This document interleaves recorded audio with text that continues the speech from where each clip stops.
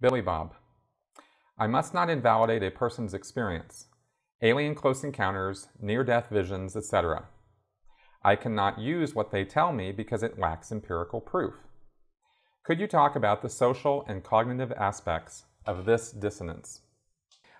Socially, I believe that you can still get along with people, regardless of their beliefs, without antagonizing them or invalidating their deeply held beliefs. In fact, I think that that's the only way you're going to get along with people, is to do that, because tolerance is not agreement.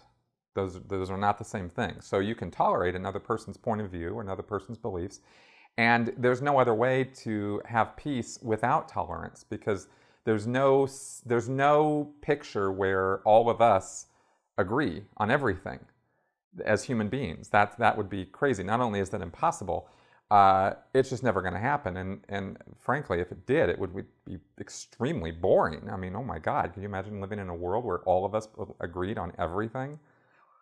That'd be awful. So that's really not, that's not how it's gonna, that's not a realistic viewpoint. So you have to adopt a live and let live policy, or a live and let live attitude.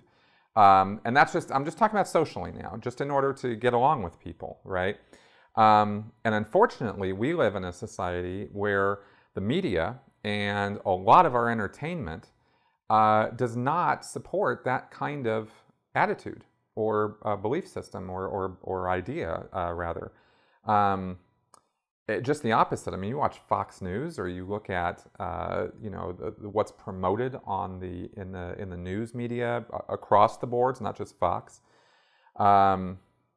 or you look at a lot of movies or a lot of TV shows, and it's the exact opposite of tolerance. It's the exact opposite of acceptance. And I'm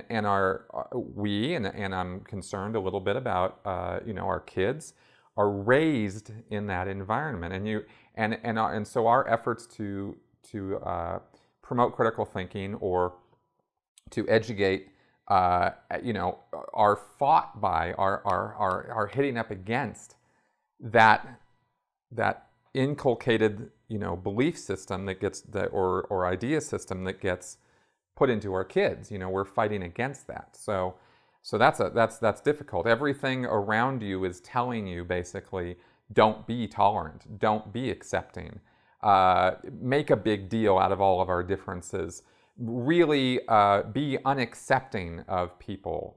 That's kind of a very major message in the media, and so we have to kind of fight against that.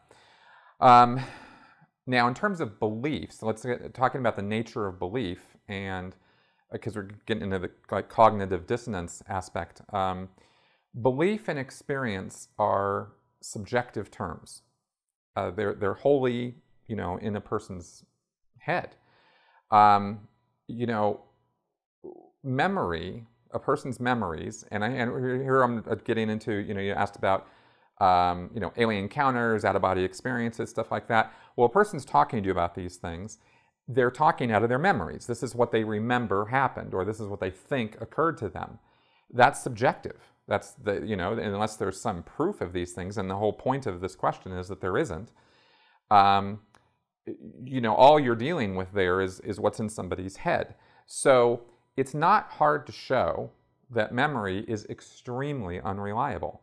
I mean, the telephone game, right? Or start a rumor sometime. Just put something out on the internet and watch what happens. It not only does it spread, but it gets altered, it gets changed, until it's unrecognizable when it comes back around to you, like in that telephone game, that kid's game.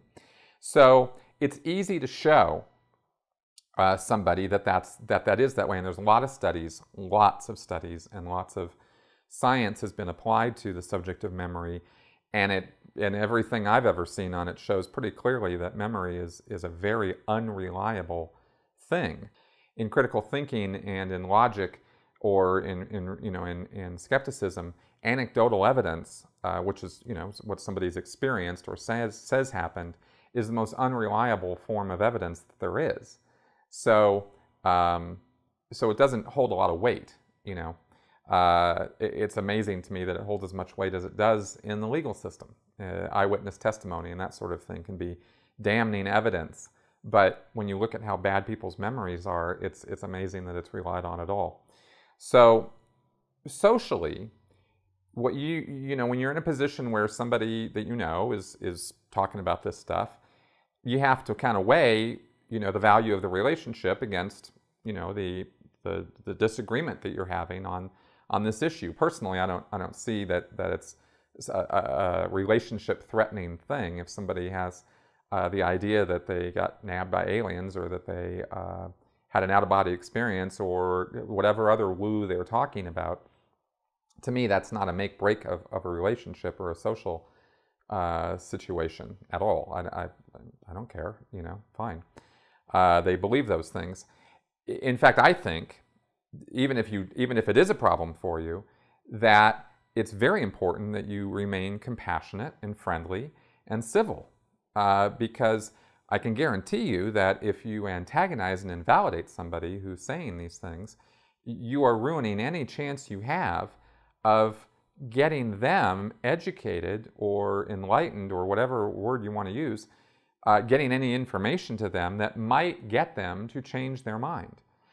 You're not going to change their mind. They have to change their mind. And the only way they're going to do that is through knowledge and education. And the good news is that it's totally possible to do that without invalidating a person. You can accept a person, you can understand a person, you can listen to the person, and then you can give them information. This is how you get people out of cults. You're never going to antagonize somebody out of a cult. All that does is firm up their beliefs and make them fight you and make them believe in their beliefs even stronger. Because here's the thing about belief, and this is the most important thing. Belief is highly personal. It is the most personal thing we have. It's, you know, it might even be that our bodies are temporary and that we do have a spiritual existence and that we go on. I'm trying to push this off on anybody. I'm just saying that if that were true, our beliefs, our ideas are the most permanent things we have. They are the most personal things to us. So to invalidate a person's beliefs or invalidate a person's ideas overtly and antagonistically there's no big wide question as to why they take that personally and why they feel like you're coming after them as an individual when you're coming after their beliefs. So instead of doing any of that, the way to go about it is to educate, is to go, oh, okay, well, did you know about this? Or did you know about that? Now, if you're in a situation where the person refuses to listen, won't listen, doesn't want to have anything to do with it, you can't really do anything about that. You know, you're just going to have to, okay, well, you know, we're just going to agree to disagree.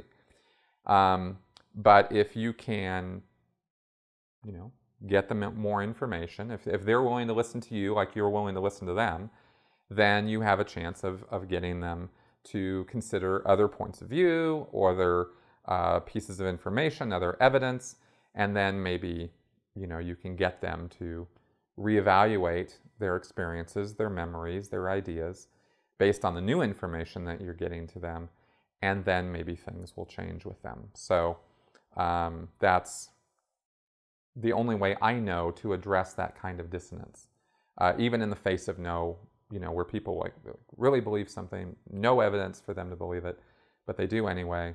People are going to do that. There's no way around it. There's no way out of it. But they're out of getting them to, out of them doing that. But you can, get them around to a different way of thinking through education.